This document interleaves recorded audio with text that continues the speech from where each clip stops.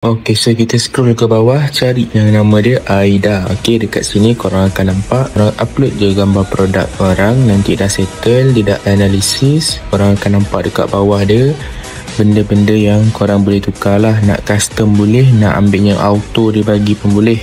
Tapi lebih baik custom lah, ikut macam mana yang korang nak. Dan kalau dah puas hati, terus pergi complete. Okay? So dekat sini korang akan nampak gambar beberapa option untuk korang pilih lah. Korang suka ke tidak dengan hasil dia. Kalau korang suka dengan hasil dia, korang boleh pergi dekat scroll bawah lagi dan terus generate ke all video. Dan dekat sini korang kena tengok, check prompt korang.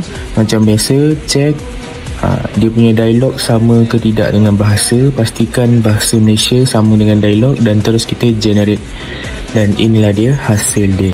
Semerbak dalam masa 1 minit. Nak tahu sebabnya? Meh sini. Banyak rumah di Malaysia ada masalah bau lembab, bau bantal lama, bau habuk kipas and karpet. Korang kenal ni?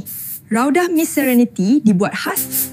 Ia membantu otak kita berfikir dengan tenang dan senang untuk fokus masa belajar atau bekerja tau.